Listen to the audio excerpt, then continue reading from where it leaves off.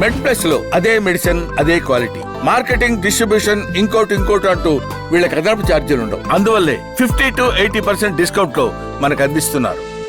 సాధారణంగా ఇప్పుడు మారుతున్నాయి, జీవన శైలి మారుతుంది. అంటే అంతకుముందు బాగా కష్టపడేది, ఆకలైన తర్వాత తినేంత తినేది, సరే అంత నిద్రపోయేది. ఇప్పుడు అఫోర్డబిలిటీ పెరిగింది, సో నైట్ షిఫ్ట్లు వస్తున్నాయి, సెడెంటరీ లైఫ్ స్టైల్ పెరిగింది, అబ్సల్యూట్లీ ఫ్యాటీ ఫుడ్ నడుస్తుంది. So 3 AM biryani, 2 AM biryani, so బాగా జెనెటికలీ మాడిఫైడ్ ఫుడ్ కూడా వస్తుంది. సో మీరు అంటే ఫ్రమ్ ద లాస్ట్ 10-15 years నుంచి భారతీయుల్లోకి మీ గ్యాస్ట్రో విభాగంలో అంటే ఏ సమస్యలు పెరుగుతున్నాయి, దానికి గల కారణాలు ఎట్లా విశ్లేషిస్తారు? చాలా మంచి క్వశ్చన్ అడిగారండి. గ్యాస్ట్రోలో ప్రాబ్లమ్స్ చాలా పెరుగుతున్నాయి, అందుకని ఐమ్ వరీడ్ అబౌట్ ఇట్. ఎందుకంటే లివర్ డిసీజెస్ పెరుగుతున్నాయి. Liver diseases, incidents of liver disease and ఎక్కువగా కనిపిస్తున్నాయి. In fact liver cancers are the fastest growing cancers in the world right now. అతి వేగంగా పెరిగే క్యాన్సర్ ఈజ్ లివర్ క్యాన్సర్. ఎందుకు అని అంటే కనుక బికాస్ లివర్కి డ్యామేజ్ అవ్వడానికి ముఖ్య కారణాలు చాలా ఉన్నాయి. చాలా ఉన్న దాంట్లో ముఖ్య 3 మెయిన్ కారణాలు. ఒకటి ఆల్కహాల్, ఇంకొకటేమో మన ఫ్యాటీ లివర్, ఇంకోటేమో viral hepatitis B and C. ఈ 3 కూడా ఏం తగ్గట్లేదు. ఆల్కహాల్ కన్జంప్షన్ పెరుగుతుంది, సో లివర్ని డ్యామేజ్ ఎక్కువ అవుతుంది. సో దాంతో తద్వారా లివర్ సిరోసిస్ రావటము, లివర్ పాడవటం, స్కారింగ్ అవటము, దాని నుంచి వచ్చే కాంప్లికేషన్స్ పెరుగుతున్నాయి. అట్లాగే ఫ్యాటీ లివర్, ఇందాక మీరు చెప్పినట్టు sedentary life style, fatty foods రావటము, ఎక్సర్సైజ్ లేకపోవటము, ఇవన్నిటి వలన లివర్లో ఫ్యాట్ ఎక్కువ చేరుకుంటాం. ఫ్యాట్ని లివర్ డ్యామేజ్ చేసి మళ్ళీ లివర్ సిరోసిస్ దారితీయటము. అలాగే వైరల్ హెపటైటిస్ చాలా ఉంది, దానికి ట్రీట్మెంట్ అంటే దానికి అవేర్నెస్ కూడా చాలా తక్కువ ఉంది. ఇవన్నీ కూడా చెప్పిన డిసీజెస్ అన్నీ కూడా ప్రివెంటబుల్ డిసీజెస్. ఆల్కహాల్ తగ్గించడం ఆపేస్తే లివర్ రికవర్ అవుతుంది. లివర్లో కొవ్వు తగ్గించుకుంటే అది మన చేతిలో ఉంటుంది. అది కానీ తగ్గించుకుంటే మనకి ఇంప్రూవ్ అవుతుంది. అలాగే వైరల్ హెపటైటిస్, దానికి మందులు ఉన్నాయి కానీ చెక్ చేసుకోం, అవేర్నెస్ లేదు. సో ఇవన్నీ ప్రివెంటబుల్ డిసీజెస్, కానీ ఎవరు దాని గురించి పట్టించుకోవట్లేదు. అన్ఫార్చునేట్లీ దాంతో లివర్ ప్రాబ్లమ్స్ పెరుగుతున్నాయి. లివర్ ప్రాబ్లమ్స్ పెరిగి లివర్ క్యాన్సర్కి దారితీస్తున్నాయి అన్నమాట. So this is what we seeing unfortunately. ఒకవేళ మోడరేట్ డ్రింకింగ్ చేస్తే ఎట్లా చేయాలి? సో డ్రింకింగ్ వల్ల సో ముఖ్యంగా మన లివర్కి సంబంధించి లేదా మన ఆరోగ్యానికి సంబంధించి ఎలాంటి హాని జరుగుతుంది? ఆల్కహాల్ అనేది డెఫినెట్ డ్యామేజ్ చేస్తుంది లివర్ని. And ideal thing is no alcohol is the best thing.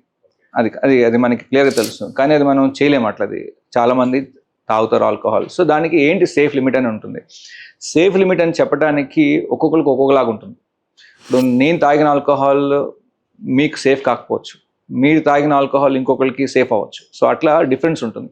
ఎందుకు డిఫరెన్స్ ఉంటుంది అంటే కనుక మన బాడీలో ఇప్పుడు ఆల్కహాల్ తీసుకున్నప్పుడు ఏమవుతుందంటే మన లివర్లోకి వెళ్ళిన తర్వాత ఆ లివర్లో ఈ ఆల్కహాల్ని వేరే ఇంకొక నెక్స్ట్ అంటే ఈ టాక్సిక్ నుంచి డీటాక్సిఫై చేయడానికి, నాన్ పాయిజన్స్ కన్వర్ట్ చేయడానికి కొన్ని ఎంజైమ్స్ ఉంటాయి. సో దాన్ని ADHD, ఎస్టాల్డిహైడ్, అట్లా డీహైడ్రోజన్స్ అనే ఎంజైమ్స్ ఉంటాయి. సో ఎంజైమ్స్ని కన్వర్ట్ చేస్తామన్నమాట. సో మనకి ఎంజైమ్స్ తక్కువ ఉన్నాయి బాడీలో, సో అప్పుడు టాక్సిన్స్ ఎక్కువ బిల్డ్ అవుతాయి. సో అంటే తక్కువ తాగినా డ్యామేజ్ ఎక్కువ అవుతుంది. సో అలాగే ఇప్పుడు ఫీమేల్స్ దాంట్లో ఉమెన్కి ఆ ఎంజైమ్ న్యాచురల్గానే ఒక 15 to 20% ఆ ఎంజైమ్ క్వాంటిటీ తక్కువ ఉంటుంది. సో అందుకని వాళ్ళు తక్కువ తీసుకున్నా ఎక్కువ డ్యామేజ్ అవుతుంది వాళ్ళకి, ఫీమేల్కి. సో అట్లా ఎంజైమ్ తక్కువ ఉన్న వాళ్ళకి అది మనకి ఎంజైమ్ టెస్ట్ చేసుకోవడానికి మందులు ఉండవు, పరీక్షలు ఉండవు. సో నీకు తక్కువ ఉంది, నీకు ఎక్కువ ఉంది, నీకు తక్కువ ఉందని చెప్పలేము. సో అందుకని ఒక్కొక్కళ్ళు కొంచెం తాగినా ఎక్కువ డ్యామేజ్ అవుతుంది. కొంతమంది 2-3 పెగ్గులు పర్ డే తీసుకున్నా బాగానే ఉంటారు, ఎందుకంటే బికాస్ ఆఫ్ దిస్. అది కాకుండా జెనెటిక్ అబ్నార్మాలిటీస్ కూడా ఉంటాయి. సో జీన్స్ ఉంటాయి, సర్టన్ 2-3 జీన్స్ ఉన్నాయి, PNLP, A3 అట్లాంటి జీన్స్ ఉన్నాయి అన్నమాట. ఏంటంటే ఈ జీన్ తక్కువ ఉన్న వాళ్ళకి ఈ టాక్సిసిటీ పెరుగుతుంది అన్నమాట. అది అలా కొంతమందికి తక్కువ తీసుకున్న డ్యామేజ్ అవుతుంది. అదే కాకుండా అదర్ రీజన్ ఏం చూసామంటే ఆల్కహాల్ తాగేతో పాటు పక్కన స్నాక్స్, ఫ్రైడ్ ఐటమ్స్, ఈ ఫ్రైడ్ క్యాజో కానివ్వండి, మిర్చి బజ్జీలు కానివ్వండి, సమోసాలు కానివ్వండి, పకోడీలు కానీ ఏదైనా కానీ ఆబ్వియస్లీ దాంట్లో చాలా ఫ్యాట్ ఉంటుంది. ఫ్యాట్ ప్లస్ ఆల్కహాల్ ఆ రెండు 1+1 = 2 లాగా ఉండదు. అప్పుడు డ్యామేజ్ ఆల్మోస్ట్ 22 times ఎక్కువ డ్యామేజ్ అవుతుంది. దాంతో స్మోకింగ్ కూడా. నేను ఆల్కహాల్ తక్కువ తాగాను అయినా నాకు లివర్ ఎందుకు డ్యామేజ్ అంటే ఆల్కహాల్ తక్కువ తాగుతున్నామేమో, కాకపోతే పక్కన ఫ్యాట్ తినేస్తున్నాం, ఫ్యాట్ కూడా డ్యామేజ్ చేస్తుంది. సో అలా రెండు వేగంగా డ్యామేజ్ చేస్తుంటుంది. సో అట్లా there are number of reasons. అంటే సేఫ్ లిమిట్ అని చెప్పడానికి ఇవన్నీ కూడా ఆలోచించాలి. అదే కాకుండా ఇంకొకటి సడన్గా బాగా తాగేయటం, బింజ్ డ్రింకింగ్ చేస్తారు. పొద్దునుంచి ఖాళీగా ఏం తీసుకోకుండా సాయంత్రం కూర్చొని టగడగడగా తాగేయటం. అలా తాగేసినప్పుడు లివర్ మీద ఎక్కువ డ్యామేజ్ పడుతుంది. సో లివర్లో మనకి ఆల్కహాల్ స్లోగా ఒక డే మొత్తంలో కొంచెం ఒకటే పెగ్గు కొంచెం తాగితే దాని ఎఫెక్ట్ తక్కువ ఉంటుంది. అదే ఒకేసారి టక్కాని తాగేస్తే మొత్తం దాని డ్యామేజ్ ఎక్కువ అవుతుంది అనమాట.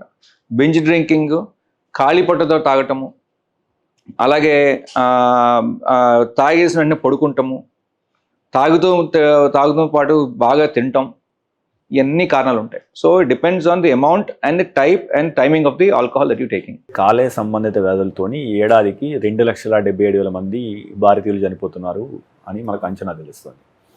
సో ఇప్పుడు మన భారత్లో ప్రతి ఇయర్ చూసుకుంటే యావరేజ్గా 5,000 లివర్ ట్రాన్స్ప్లాంట్లు జరుగుతున్నాయి సరాసరి. సో బట్ డిమాండ్ మాత్రం 50,000 దాకా ఉంది. సో అంటే మన prevention is the best policy అనుకున్నప్పుడు, సో మీరు అంటే లివర్ను కాపాడుకోవడానికి 5 సూత్రాలు చెప్పండి.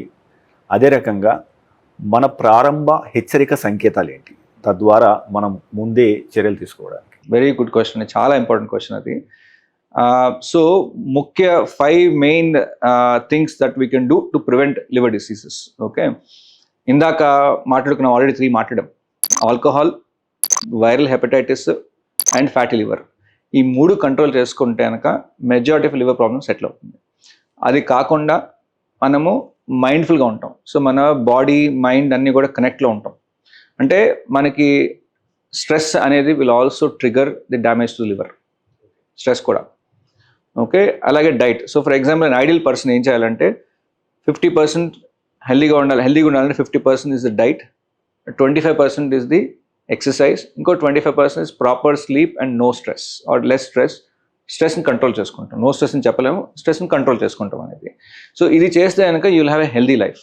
హెల్దీ లైఫ్ ఉంటే కనుక లివర్ కూడా హెల్దీగా ఉంటుంది.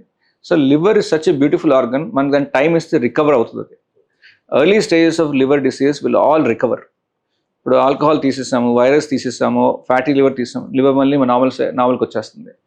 ఎప్పుడైతే కనుక లివర్లో ఇట్లా డ్యామేజ్ ఓవర్ ది క్రమీనా నెంబర్ ఆఫ్ మంత్స్, ఇయర్స్, సంవత్సరాలు నడుస్తుండగా డ్యామేజ్ నడిచినప్పుడు ఆ ఇన్ఫ్లమేషన్ వచ్చి ఆ వాపు నుంచి స్కారింగ్ వస్తుంది.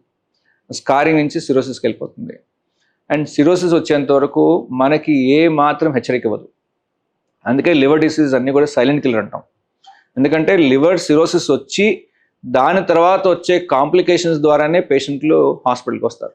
ఓకే, పొట్ట వాపు రావటం, పొట్టలో నీరు చేరుకుంటాం, కాళ్ళు వాపులు రావటం, కామెరలు రావటము, అలాగే రక్తటి వాంతులు అవటము, నల్లటి మోషన్ అవటము, మజిల్ కండ తగ్గిపోవటము, మత్తుగా అయిపోవటము. These are the symptoms liver disease. Liver cirrhosis వచ్చిన తర్వాత పేషెంట్స్ వస్తారు మా దగ్గరికి.